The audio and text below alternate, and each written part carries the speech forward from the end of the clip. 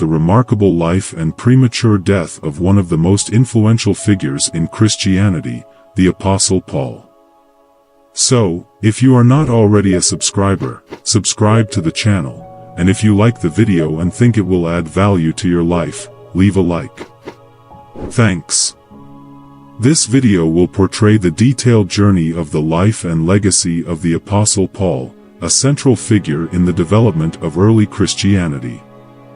From his controversial origins as a persecutor of Christians to his transformation into one of the faith's most fervent defenders, Paul's story is a tale of redemption, dedication, and lasting impact. As we explore his life, from birth to death, we will discover how his actions and teachings continue to influence Christianity to this day. Paul, originally known as Saul of Tarsus, was born into a Jewish family in the city of Tarsus in Cilicia, a region that is now part of modern Turkey. From an early age, Paul was immersed in the Jewish traditions and Hellenistic culture of Tarsus, which provided him with a rich intellectual and religious foundation. As a young adult, he moved to Jerusalem to study Jewish law under the guidance of Gamaliel, one of the most respected rabbis of the time. Paul's determination and zeal soon placed him in a prominent position among the Pharisees, a Jewish sect strictly devoted to the observance of the Mosaic law. His passion for tradition and his initial aversion to the nascent Christian movement led him to actively participate in the persecution of Jesus' followers. Yet it was precisely this passion that set the stage for his dramatic conversion and led him to found Christian communities in some of the most important cities of the Roman Empire, including Ephesus, Corinth, and Rome. Before his transformative encounter on the road to Damascus, Paul, then known as Saul, was notorious for his fervent persecution of followers of Jesus Christ.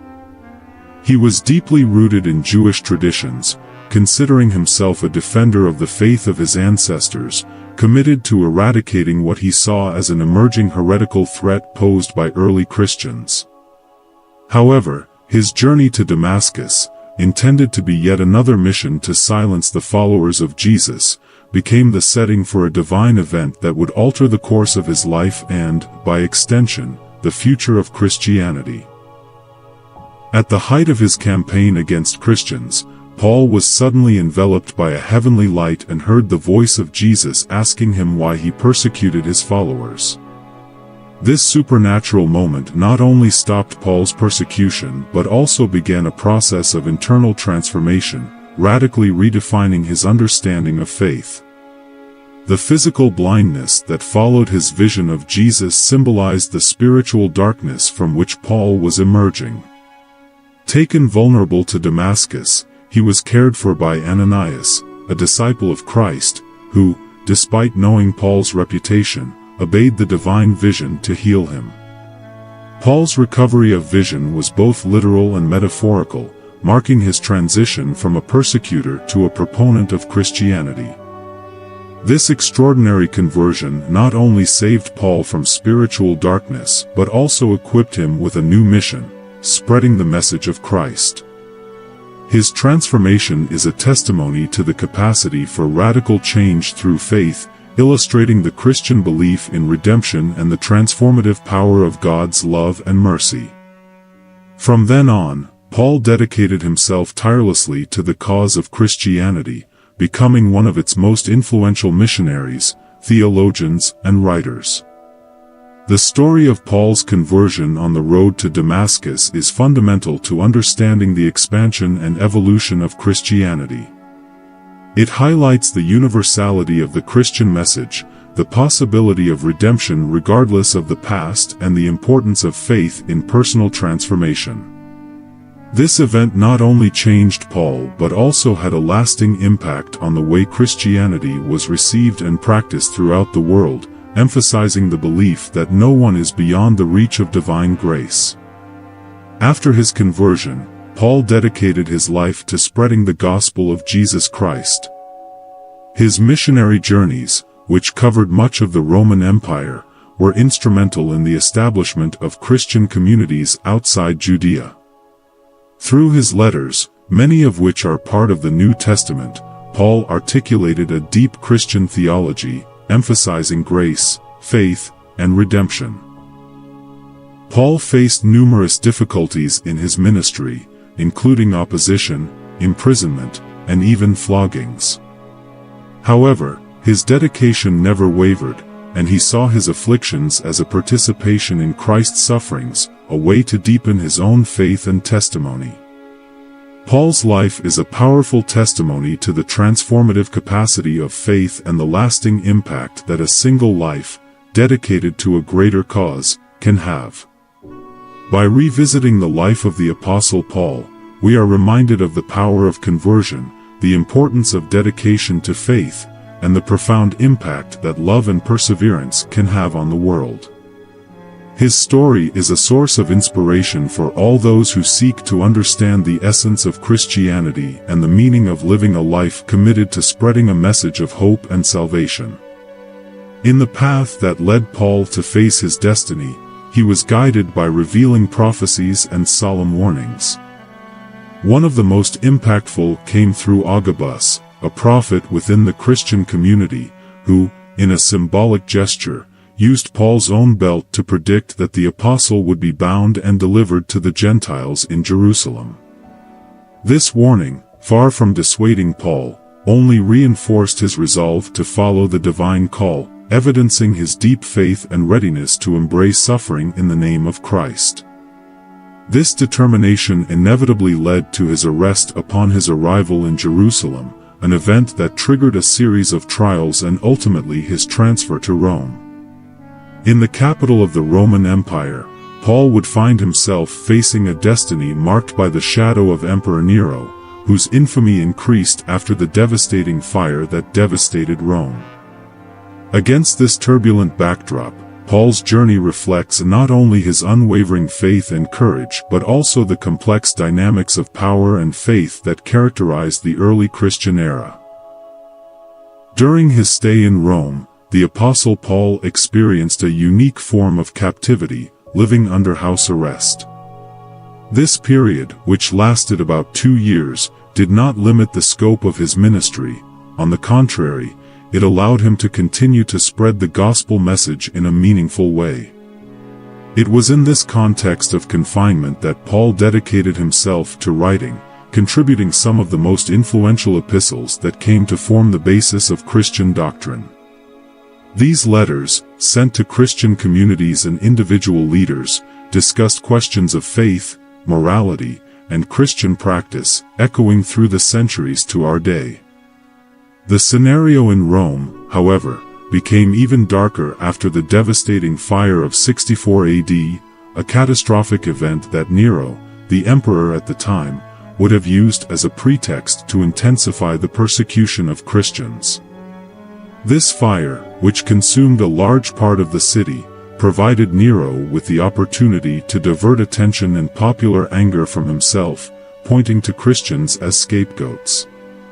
Paul, already widely recognized as a Christian leader and defender of the faith, found himself in the midst of this whirlwind of accusations and persecution, which possibly worsened his legal and personal situation.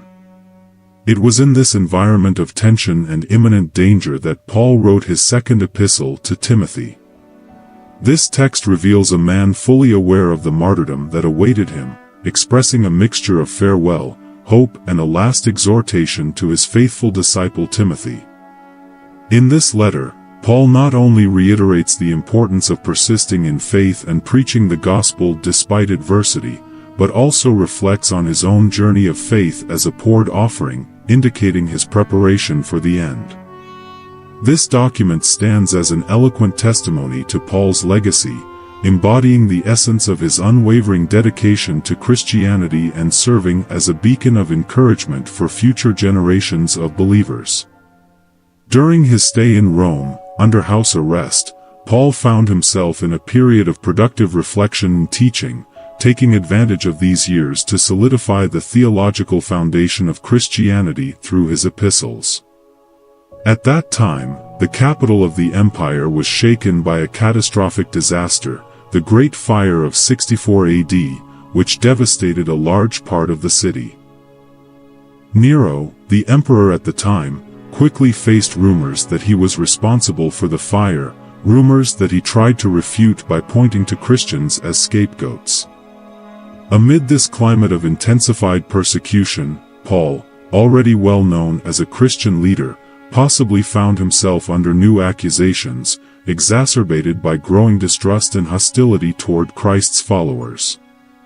It was in this context of trials and tribulations that Paul wrote his second epistle to Timothy, a letter charged with emotion and urgency, reflecting Paul's full awareness of the imminent end of his earthly life. He shared wisdom and guidance with Timothy, his son in faith, urging him to persevere in preaching the gospel despite adversity. This letter not only serves as Paul's personal testament, but also as a lasting encouragement to persevere in faith, even in the face of persecution. Around the year 67 after Christ, Paul's journey on earth came to its dramatic end. Sentenced to death by beheading, a form of execution reserved for Roman citizens, Paul faced his martyrdom with dignity and unbreakable faith. Later Christian traditions narrate his last words and actions as testimony to a life entirely dedicated to the cause of the gospel. Paul's death was not only the epilogue to his earthly mission, but also the beginning of a spiritual and theological legacy that would continue to influence Christianity and its adherents through the centuries, solidifying him as one of the faith's most revered and influential figures. Christian. The life of the Apostle Paul is a powerful testimony to his unwavering commitment to spreading the gospel and a deep devotion to Christ. His journey, from persecuting Jesus' followers to becoming one of his most ardent defenders, offers an inspiring example of transformation and dedication. Paul faced adversity, persecution, and ultimately martyrdom with a faith and hope that continues to inspire generations of Christians. For all those seeking to understand the essence of commitment to a greater cause, Paul's life offers valuable insights. He encourages us to pursue our faith with determination, face adversity with courage, and maintain our integrity in the face of challenges.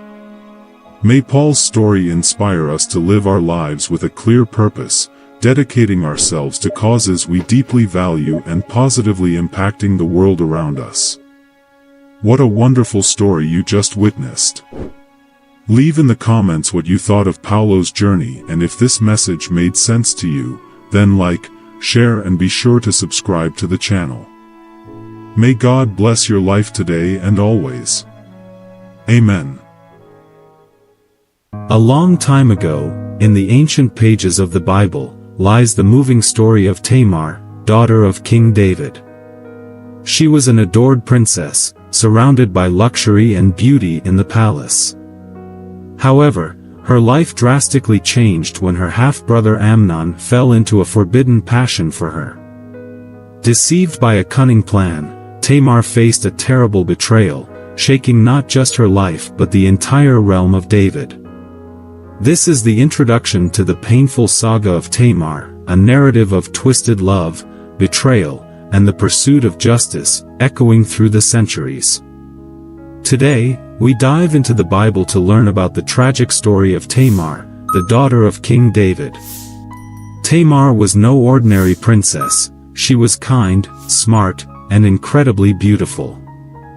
Living in the palace, she had everything she could wish for, but that didn't mean she was safe from harm. She had many brothers and sisters, but it was her half-brother Amnon who would change her life in a way no one could have imagined. Amnon, overwhelmed by a forbidden passion for Tamar, found himself entangled in his desires. His obsession for her triggered a deceitful plan, both cunning and dreadful. Pretending to be sick, he manipulated his father David to send Tamar to take care of him.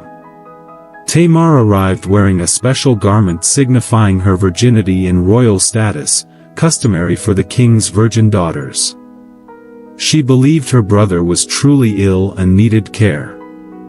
She didn't know she was walking into a trap in Amnon's quarters, and with her own hands, Tamar prepared a meal for Amnon, intending to nurse him back to health.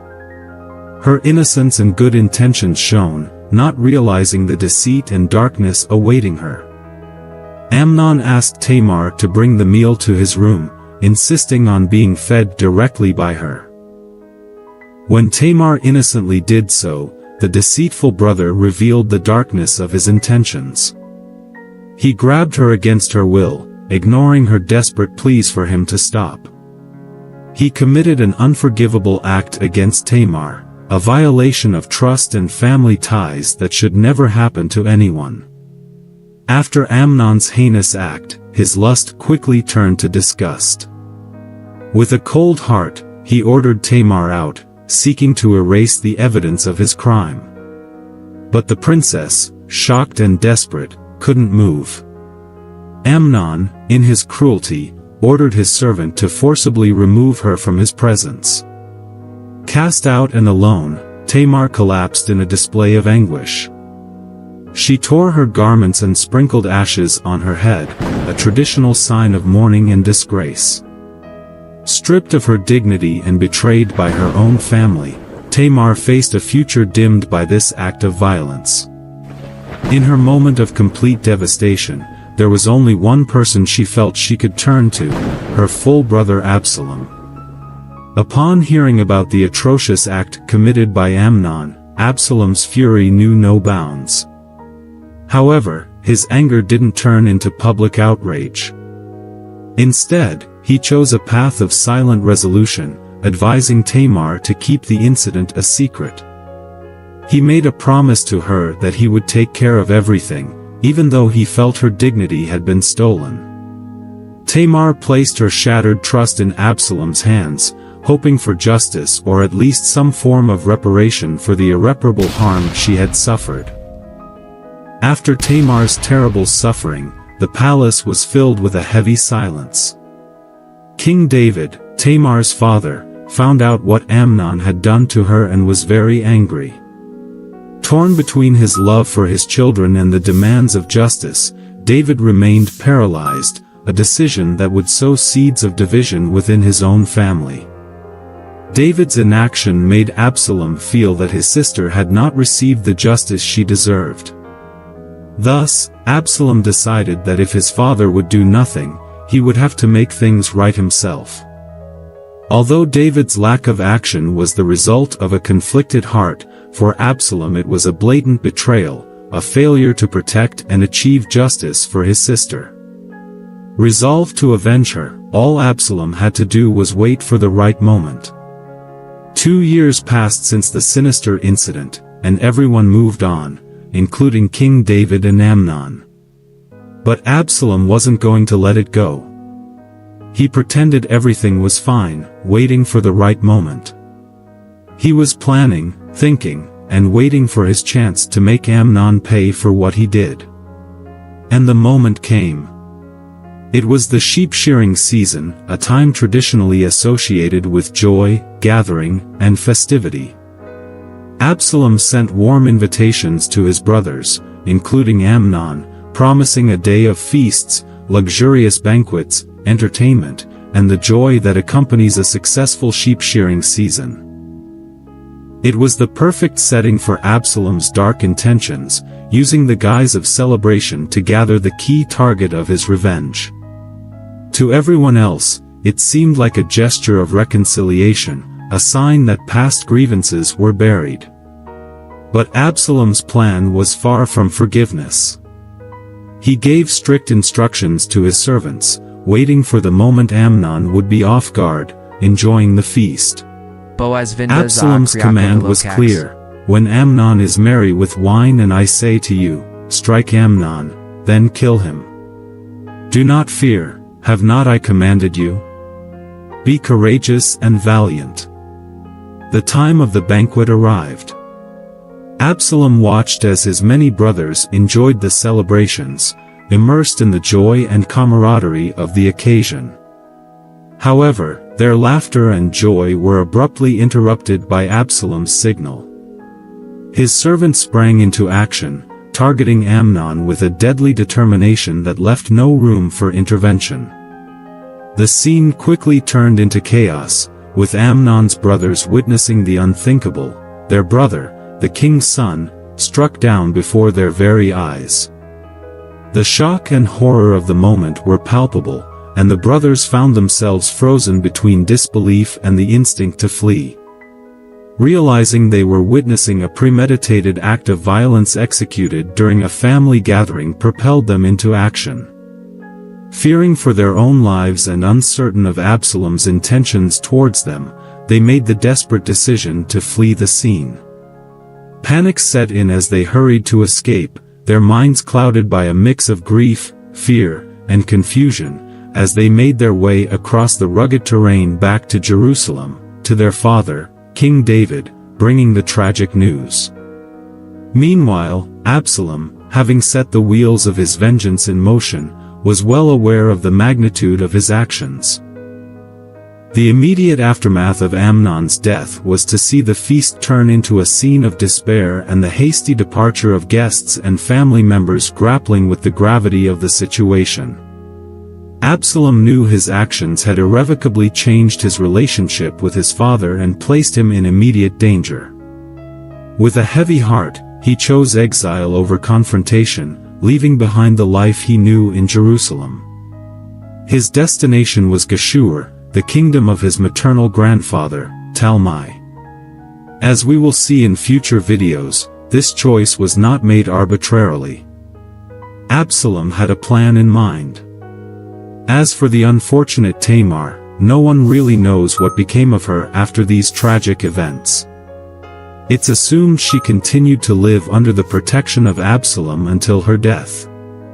Haunted by the trauma of her past, she remained a figure enveloped in sadness, with no signs that she ever married or had children. So we come to the end. If you liked this story, let us know in the comments, and also comment if you were familiar with the story of Tamar. Now, don't forget to like and share this video with everyone you want to know about Tamar's life story. Subscribe to this channel if you haven't already. Thank you for watching. God bless you. Today we are going to delve deeper into some questions related to biblical prophecies about the last days. The Bible is a book that contains several predictions about the future, some of which have already been fulfilled, while others are still waiting to be fulfilled. So, subscribe to the channel and leave your like. This way you help the channel grow. The Bible is a history book, but it is unlike any other history book available in any public library. The story of the Bible begins with the creation of the earth and ends with the end of the world. No other history book ever published covers such a wide range of events on planet Earth, in part because no one was present at the beginning to witness and document it. The physical and therefore, no one can authoritatively write the beginning of our world. Imagine we are the only people in the world who know how everything will end. This is unique. The Lord did not reveal the future to his followers to satisfy their curiosity. It was to prepare them for the future, so that they would not be surprised when it arrived and would not misinterpret it. Be grateful that Jesus was so direct in sharing what the future holds. People ask, are we in the end times? However, the Bible speaks of the last days, and we have been in the last days for 2,000 years. The last days were at Pentecost, where the first prophecy of the last days was celebrated. Each Christian generation must live ready for the Lord's return. The Bible is a book full of predictions. Its pages contain 735 predictions about the future. A prediction can be found in a quarter of the Bible's chapters. From beginning to end, it is basically a prophetic text, although some books focus more on prediction than others. Of the 735 predictions, 596 failed and came true according to the scriptures. So, 81% of all biblical prophecies have already been fulfilled, and some of these prophecies were made centuries before. It doesn't take a lot of confidence to believe that the remaining 19% will also happen. It's a very high score. The tested Bible is 100% correct for every prediction that could have been performed so far. Of those that remain, most of them are related to the return of Jesus and what happens after that. About 20 predictions must still be fulfilled before Jesus returns, and we are watching to see these things happen first before expecting the Lord's return. Jesus told us to watch and pray, but what should we watch for? We cannot just stand still and look at the clouds waiting for him to wait. That's not what he meant. He wants us to be aware of what is connected in the world and what signs he has given us to help us prepare.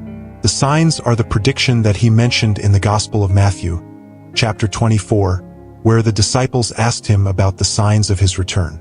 He mentions wars, earthquakes, famines, persecutions, the gospel being preached to all nations and other events that will precede his arrival.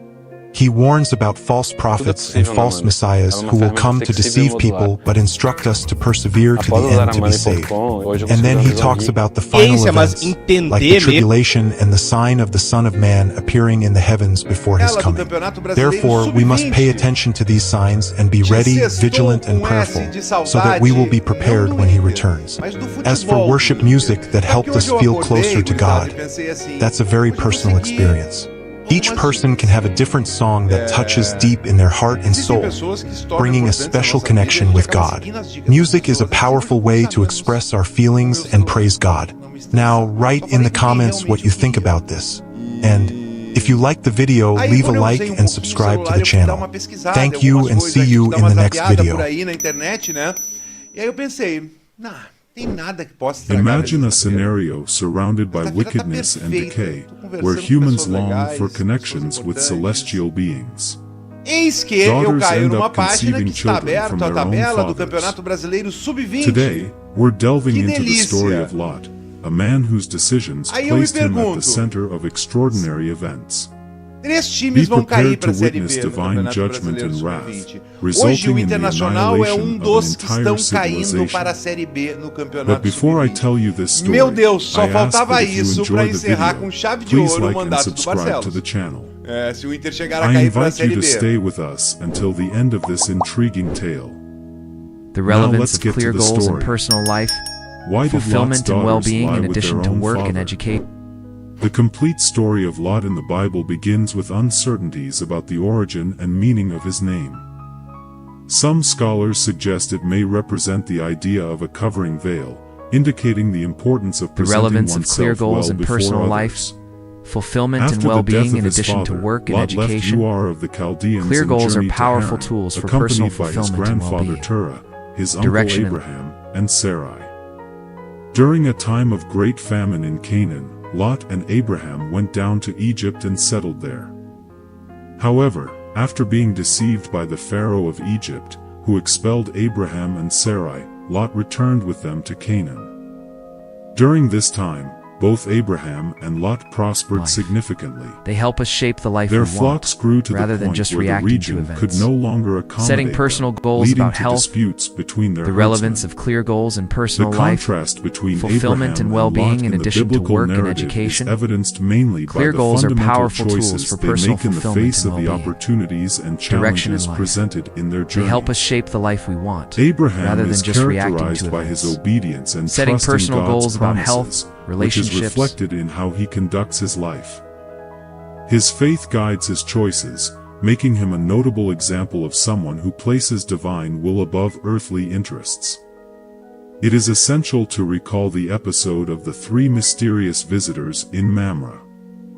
One day, Abraham is sitting at the entrance of his tent under the oaks of Mamre when he suddenly notices the presence of three men before him. The intensity of the account suggests that these visitors possess an extraordinary nature, as Abraham quickly prostrates himself in reverence before them. At this moment, he demonstrates remarkable hospitality, inviting them to stay and rest, offering water to wash their feet and food to restore their strength. During this encounter, Abraham and Sarah receive surprising and transformative news. One of the visitors reveals that, at the same time next year, even though Sarah is already old, she will have a child. This divine promise aligns with the previous one, in which God had assured Abraham of numerous offspring, comparable to the stars in the sky. The story of the visit in Mamre not only highlights Abraham's exemplary hospitality but also reveals the intimate and personal nature of the relationship between God and his faithful servant. On the other hand, Lot seemed to be increasingly influenced by the temptations of the material world and drawn to seemingly prosperous opportunities. For these reasons, Abraham and Lot decided to go their separate ways. At the moment of separation, Abraham generously allowed Lot to choose the land he would occupy first. Abraham's decision to separate from Lot, seeking to preserve harmony and avoid conflicts, emphasizes the spiritual maturity of this patriarch, who values peace and communion with God above material disputes. Eu digo encerrar Lot o do chose the Barcelos fertile porque plains of the Jordan isso ele não tem toward no the seu Dead currículo Sea, ainda, né? Uma near série B. Sodom, being attracted by the beauty and fertility of the region, talvez com allowing sub-20 que se himself to be encaminha para ser influenced by rebaixado, purely a material campanha é considerations. fiasquenta, This campanha decision, abaixo do though medíocre. understandable from a human perspective, highlights Lot's feito? vulnerability to the Existe seductions cobrança? of the world, in contrast to Existe cobrança? Quem é o Abraham's chefe lá da spiritual base? steadfastness. Milano? After the separation, Milano, né, que é o Lot settled in vice-presidente. Sodom, Vice-presidente. where he Eu queria quickly perguntar pros became guris, podem me involved in responder local rapidamente, affairs com and sim ou seemed não. to have O attained a Milano tinha alguma prominent experiência social em position. futebol antes de ser vice-presidente da base? However, Vice-presidente da the categoria de Bible base? describes the inhabitants of Sodom as extremely né? wicked, Não. a situation Não tinha. that deeply Mas está concerned lá, é o Lot. que eu falo várias vezes dos In caras, the está New lá por cargo Testament, político, the Apostle pela Peter bruxaria, describes Lot's constant pelos suffering as he partidos witnessed que the evil that compõem a plagued the gestão city e where he outras lived. gestões, é sempre assim. While Mas Lot pelo was in menos Sodom, outras a gestões, battle que eu não estou occurred in which the defendendo, tinham kings of pessoas mais Mesopotamia competentes lá defeated dentro. the cities O of Milano não entregou Sodom, absolutamente nada. Gomorrah, O Milano chegou a Admah, dar Zeboim, uma and Zor. partida decisiva do Inter no In this campeonato da conflict, Copa all São of Paulo de Sodom's Futebol Júnior. possessions Está were na plundered, apresentação do and profissional. many O inhabitants, vice-presidente da including base Lot, were deveria captured. estar em São Paulo acompanhando Upon ou numa learning of TV the vendo, estava na incident, apresentação do Abraham profissional. organized Porque a tinha rescue garotos sendo force that, apresentados, in a isso é uma novidade nighttime no Inter. battle, Nunca teve garotos defeated the representando no enemy começo do army ano. and recovered Lot's Até belongings. quando ele vai ser vice-presidente de It futebol? was during this episode that Até derrubar o Abraham Inter pra Série encountered B. Melchizedek. Tá bom. Despite the war involving Cara, se isso Sodom, acontecer, vai Lot ser uma das chose maiores not to vexames da leave the história do city, clube. and Se o his Inter cair pra story Série B. continues to be Tomara que não narrated caia. in the Bible. Tomara que não caia. The Tomara narrative que peguem continues with jogadores the angel's visit to do Sodom, a profissional city que tem immersed idade e in botem pra chaos jogar lá and embaixo pra não perversion. cair, porque isso é um vexame The divine imensurável. presence in the corrupt Se o Inter city cair pra Série highlights B. God's concern Neste with momento, o human Inter é wickedness, aligning with the message of 17º colocado Jeremiah, de 19. emphasizing God's Com 12 attention to the pontos. cry resulting from 18º de injustice. 19. This 20, situation 20, resonates 20, with the 18º de biblical 20, melhorou message pouco, that God is 18º de vigilant 20. and willing to Cai act in the 3 na face Série of B. evil. The Lord declares his Isso, intention cara, to é um investigate assunto the muito grave, sins muito of Sodom, importante. revealing Você his falar, justice and rejection of Quem mais iniquity. tá lá? Quem mais coordena a However, base? faced with Julinho such Camargo. disappointment, God decides to O destroy Julinho the tá city. desde que voltou essa gestão, The tá lá, né? narrative highlights the depravity E? of the inhabitants of Sodom, Como é bom ser evident amigo in das how they pessoas. received Bom, the Lord's dito angels. isso, The sinful behavior of the men espero in the que o city, Inter desiring reveja to essa situação, engage tá? in sexual A gente não tá relations aqui- with the a gente angels, tá em was paz, one of the main férias, reasons for the tranquilos. city's Não destruction. chega nenhum jogador, mas a gente já tá During super de this boa, tá bom, turmoil, não precisa Lot vir. tried to calm the situation in a controversial trazer o manner, Kaique do Juventude, offering melhor his não ver daughters ninguém. to the men of Já the tá nesse city, pensamento. reflecting his Aí a gente weakness vê a and the base harmful indo effects pra of the Série city B. on him.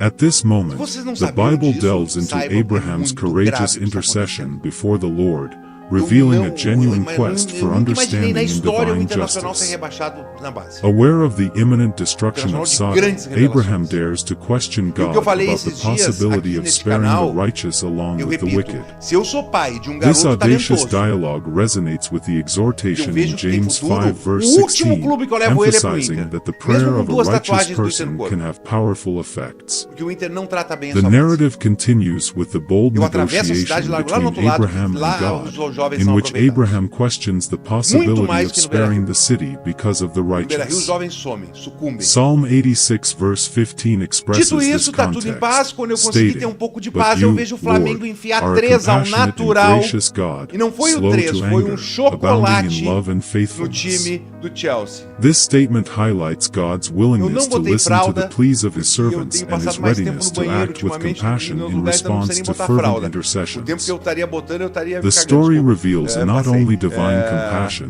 but é isso, also the importance é o of Inter. persistence in Vamos seeking enfrentar o justice and todo-poderoso mercy. Flamengo. When Mais God ainda, a decided to gente viu há destroy poucos the dias cities atrás of o the plain, Fluminense entregando including tudo em Sodom campo. and Gomorrah, the Eu não sei Bible vocês, recounts eu a tô um pouco significant assustado com o event. que tá acontecendo.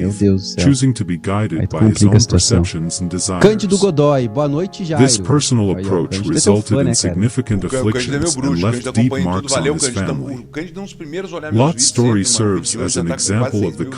consequences of Ontem choices deu- based ontem não foi more legal, on tá? personal Deu só 20 views mil. than on faith and divine Mais guidance. público Tá que vai dando na certo arena. esse There are projetinho aí, valuable né? lessons for Esse seu, projetinho contemporary tá dando Christian certo. life that Do Thiago. O emerge from Thiago é this meu account. mentor, às vezes ele me The tem uma narrative mentoria of que me Sodom leva and a tomar uma Gomorrah patada highlights no the Instagram, importance of making no ethical YouTube. decisions, Hoje eu even saí, in the larguei face um of vídeo, já adverse tomei 10 cultural patadas de pressures. cara, aí